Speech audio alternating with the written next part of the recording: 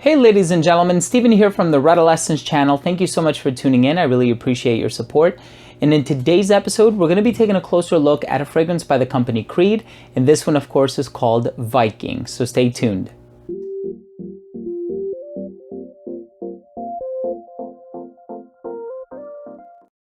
So before I begin the video, I do want to mention that the sponsors of this video are Max Aroma. They were the ones who were kind enough to send me this product for review. I trust them with all of my niche and designer purchases. I live in New Jersey and they're located in Long Island City, New York. So I basically get my packages in like 2 days. And this one, quite literally, I got it in 2 days, 2 business days.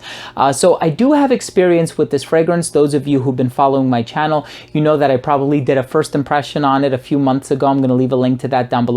Might have even been more than a year ago now that I think about it. And the company Creed themselves sent me this sample, and they also sent me a message in a bottle with some information about the fragrance. It was really cool. I do like a sort of unboxing in that video, so if you're interested, once again, links down below.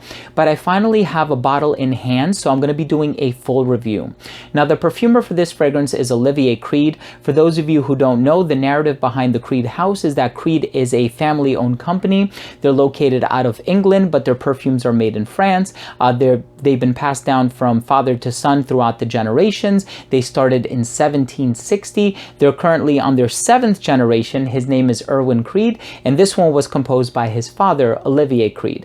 Now, with a name like Viking, this surely sounds very powerful, very rugged, and this fragrance is said to have a fiery accord, and I think that also has a lot to do with the fact why the box and the bottle are red. I'm really excited to tell you what I think of this fragrance. Let's go ahead and start things off by taking a closer look at the very delicate presentation.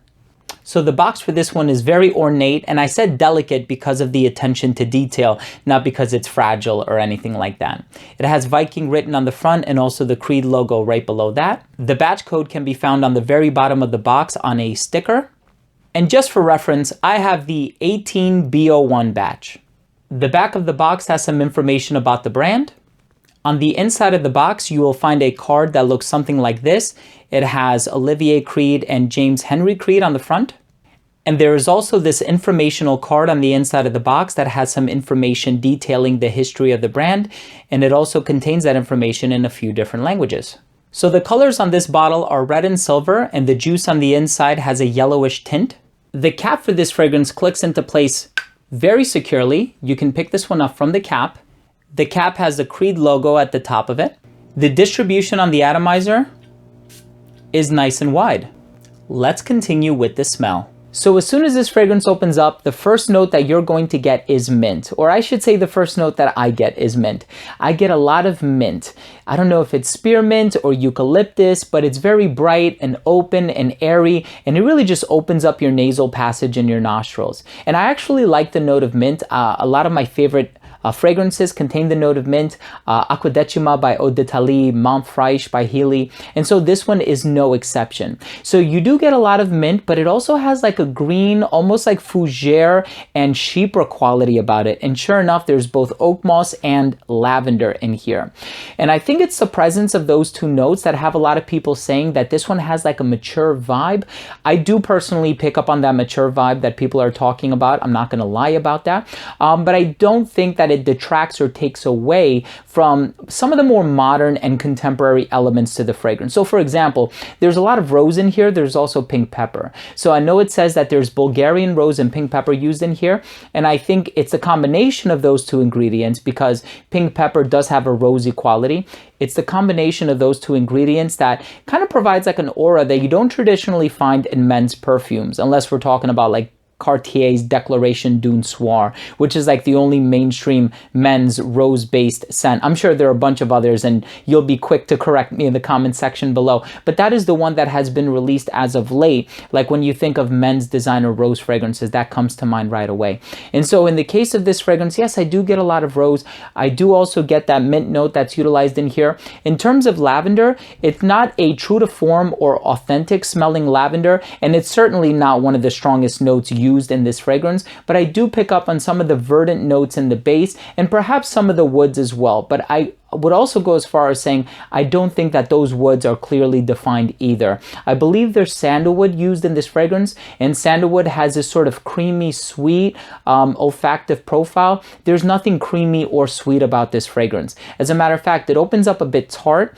I know that there's a lot of citrus used in here. There's bergamot and lemon, and yes, I definitely get the citrus in the opening, and I think it's a really nice combination with the mint. However, take note that in the dry down, you will get some of those green and musky notes. And so if you're not a fan of fragrances that kind of lean in that direction, this is perhaps one that you want to steer clear of. But there are a lot of other fragrances from the House of Creed that definitely lean in more contemporary territory. However, this is nowhere close to Bois de Portugal in terms of it smelling like a classic scent, nor is it close to Windsor in terms of it smelling like a classic men's scent. There's definitely a youthful and contemporary vibe. It's almost like a modern, elegant man. So this is definitely a fragrance that I would wear when I'm dressed up, something like this, a suit and tie, or even in a work environment. I feel like this would do really well in a work environment too. Let's go ahead and finish things off with my overall assessment. Now, first up, in terms of the uniqueness and the overall smell, I do find this to be a very unique scent. Really, there's nothing else on the market that smells quite similar to this one. And the overall smell, it's going to be a hit or miss. It really depends on the person. And so if you are a fan of minty fragrances, if you are a fan of the natural vibe that Creed fragrances give across, this one might be to your liking. However, if you have an aversion to fragrances with the note of oak moss or lavender or any of these classic ingredients, you might want to take a look at something like Creed Aventus or Green Irish Tweed, Virgin Island Water, Erolfa, Himalaya, some of the more contemporary releases from the brand. In terms of the longevity on this one, I got 7 hours from it, so the longevity was actually pretty good. Projection was wonderful, but only for about like the first hour and a half to 2 hours, and then it did start to sit a little bit closer to the skin. I'll be honest with you, right around the 4.5 to 5 hour mark is when I would say this one sat really close to the skin. You really had to dig your nose in your hand in order to be able to smell it.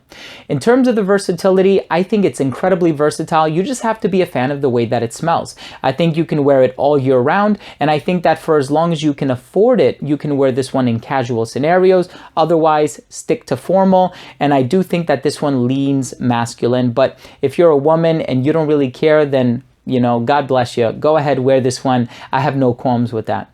And last up, in terms of the presentation, I actually really like the presentation of this one, from the graphic to the box. Perhaps the name is something that caught people off guard a little bit initially, but I really do like the presentation. And my final verdict on this fragrance is I like this fragrance. Would I go as far as saying it's my favorite Creed? No, I don't think so.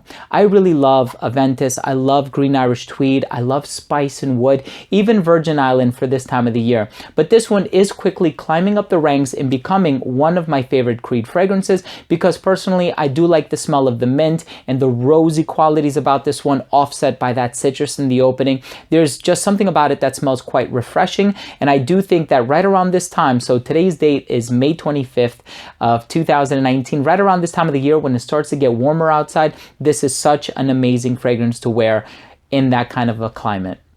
So there you have it, ladies and gentlemen. Thank you so much for tuning in. That was my review of Viking by Creed. If you own or have tried this fragrance, I would love to know what you think. Leave a comment down below. Also, don't forget to subscribe for future videos. If you are new to this channel and you took something of value from this video, the only thing that you need to do in order to support this channel is click the red subscribe button in the corner. And this way, whenever I do upload future fragrance-related content, it will get delivered straight to your feed. You never need to worry about missing any of my future uploads, and that includes, of course, reviews just like this one, top 10 videos, unboxings, giveaways, special guests, interviews, and a whole lot of other fragrance-related content. Thanks again for watching. I love you guys, and we'll see you in the next episode. Take care.